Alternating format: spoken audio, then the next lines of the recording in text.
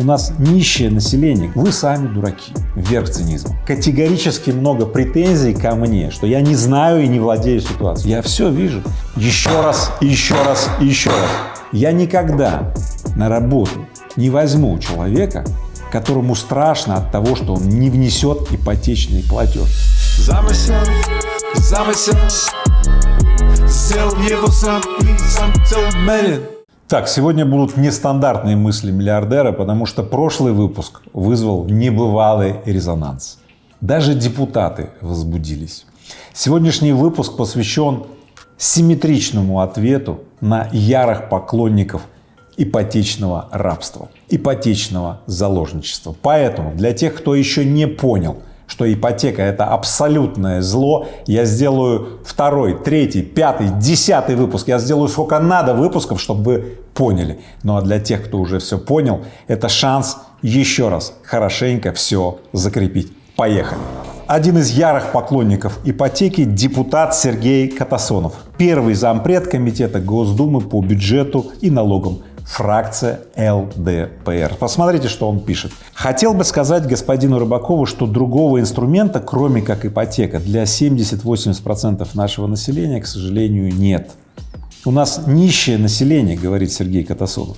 И другого способа купить жилье у него не существует. То есть, смотрите, что получается. Нищее население. Не существует другого способа, как залезть в долговую петлю и еще стать беднее. Это в том числе вопрос нашим миллиардерам, почему они зарабатывают столько, а основная масса населения, которая им производит добавочный продукт, остается нищей. Все. Среди аргументов господина Катасонова одно. Вы сами дураки. Сергей Катасонов достаточно пространно размышляет о том, что только 1% людей теряет квартиры в результате ипотеки. Кто бы хотел оказаться среди этого 1%, да? А сколько людей перезанимают и мечутся там в попытке рефинансировать ипотеку, Сергей Катасонов не уточняет. Я уверен, что у Сергея Катасонова ипотеки тоже нет, поэтому все эти размышления поверхностные, такие, знаете, вот размышления. Будучи зампред комитета по бюджету, по налогам, ваш, в общем-то, интерес, чтобы бюджет становился больше, чтобы экономика росла. Но дело в том, что чем больше у нас несвободных людей, заложников, то есть рабов, тем становится хуже. Экономика такой страны не может расти. Я в конце этого выпуска очень подробно на примере Древней Греции покажу, почему страна, в которой все должны, так много людей должны банкам, она в конечном счете разрушается. Досмотрите выпуск до конца. А давайте посмотрим, что говорит Валерий Гартунг, первый зампред комитета Госдумы по экономической политике, промышленности, инновационному развитию и предпринимательству. Фракция «Справедливая Россия». Валерий Гартунг приводит пример. Мне известен случай, когда человек выплатил $220 тысяч за кредит на квартиру, а рыночная стоимость квартиры $80 тысяч. То есть он заплатил почти в 3 раза больше стоимости квартиры. Видите, Валерий Гартунг говорит, что человек не потерял квартиру, но он очень сильно потерял в деньгах. Слава богу, что он не попал в долговое рабство, но он попал на деньги. Поэтому, мне кажется, Гартунгу и Катасонову стоит познакомиться. Может, вы, конечно, и знакомы, уважаемые депутаты, но обменяйтесь тогда информацией. И дальше Валерий Гартунг, размышляя о том, какими же способами все-таки способствовать тому, чтобы не загонять людей в еще большие долги, надо делать ипотеку более доступной. Там 1%, чтобы за нее платили, или 2% годовых, а не как сейчас 6, 8, там 12 и так далее. В общем-то, вы не представляете, какой шквал сейчас сообщений обвалился на меня в связи с этим моим видео про ипотеку. Я поговорил опять в очередной раз с огромным количеством экономистов, с огромным количеством людей. Очень многие мне написали под этим выпуском комментарии. В Инстаграм просто был завален. Вот. Вы знаете, общая ситуация такая. Категорически много претензий ко мне, что я не знаю и не владею ситуацией. Ну как же не знаю? У меня 12 тысяч сотрудников по всем моим компаниям. Половина из них, 6 тысяч, так или иначе связана с ипотекой. Либо сами непосредственно, либо члены их семьи. Я каждый день, каждый месяц сталкиваюсь с тем, что мои сотрудники, получая заработную плату и какие-то выплаты, несут деньги в банк. Я вижу, как сильно отличается настроение человека, когда он, получив зарплату, 70% от зарплаты несет в банк. Я все вижу. Поэтому те люди, которые утверждают, что я ничего не вижу, может, они не видят. Бог им судья. Итак, еще раз разберем несколько пунктов, которые постоянно встречаются у защитников ипотечного рабства. Итак, поехали. Первый. Россияне бедные, и им иначе, чем через ипотеку, не купить жилье. Ну, по-моему, это верх цинизма, когда бедных людей еще и заталкивают в еще большую бедность, нагружая долгом. Поэтому Рыбаков всегда говорит следующее: рост доходов. От твоих доходов обслуживание ипотеки или каких-то долгов не должно быть больше 10%. Подчеркиваю, когда 10 ты можешь справиться с этим, не чувствуя каких-то проблем в семье, в твоем домашнем хозяйстве. Поэтому для богатых или людей со средними доходами, пожалуйста, берите долги, обслуживайте, но не больше 5-10%. Для бедных людей брать ипотеку, и так денег нет, еще нести в банк деньги — верх цинизма. Второе, что утверждают поклонники ипотечного рабства, да, что ипотека выгодна, так как жилье все время растет в цене. И типа, мол, надо это делать. Ну смотрите, пока ты фокусируешься на том, что твое жилье, взятое в ипотеку, которое заложено, да, за твой кредит банку, растет в цене, а не концентрируешься в этот момент на росте своих доходов, я спрашиваю, ты на чем концентрируешься? Рост твоих доходов — это твоя свобода.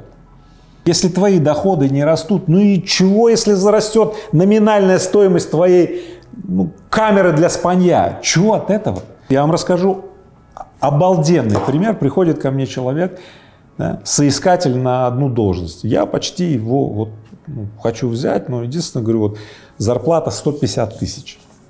150, неплохая зарплата. Да, он говорит, я не могу на такую зарплату. Я говорю, в смысле? Я говорю, ну, может быть, потом она вырастет. Он говорит, не, у меня ипотека 120 тысяч ипотечный платеж. Поэтому минимум на эту позицию, которую вы предлагаете, приду на 200 тысяч. Я говорю, тогда до свидания.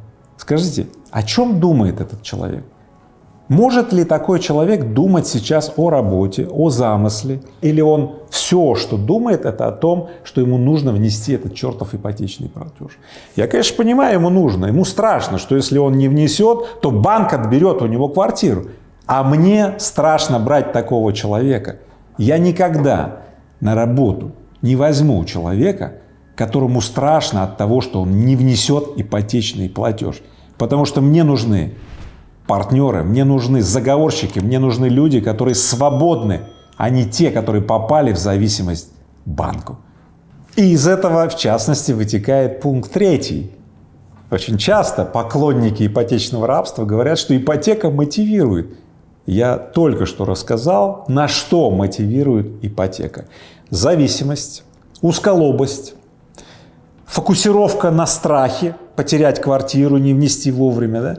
Человек перестает думать о чем-либо, кроме как о том, что ему страшно, о том, как внести платеж, как не потерять свою квартиру. Поэтому не мотивирует ипотека. Ипотека делает из свободного человека заложника, раба, которому необходимо обслужить определенные обстоятельства. Ему реально страшно. Ну и финальное. Очень часто я слышу, что поклонники ипотечного рабства говорят про старость. Если, мол, не будет квартиры своей, хотя бы в ипотеку, да, то тогда нам что, старость проводить под мостом, что ли, да, бомжевать и так далее. И если ваши доходы не росли, и вы не создали пассивные доходы, финансовую подушку, достаточные средства для того, чтобы достойно встретить старость, то ваша старость пройдет, ой, как плохо. Обобщая в целом, я скажу так. Все эти страхи, которые здесь во всех этих пунктах, мне понятны. От чего мне грустно, обидно и очень больно? От того, что есть кто-то, кто использует страхи людей, вот про эти пункты, для того, чтобы еще больше, да, сделать бедными этих людей. Да, ну и я обещал рассказать историю про Древнюю Грецию, а это история про то, что откуда вообще ипотека взялась, откуда ипотечное рабство, вот эта зависимость, откуда это все? Афины, Древняя Греция, страна свободных людей. У не очень богатых граждан были не очень плодородные земли. Они не могли прокормить семью, они брали деньги или зерно у богатых людей и закладывали свой кусочек земли этим богатым людям. И на заложенной земле ставили в Афинах камень. Назвали этот камень ипотека. Если горожанин не очень богатый не мог отдать вовремя долг, то он обращался в рабство.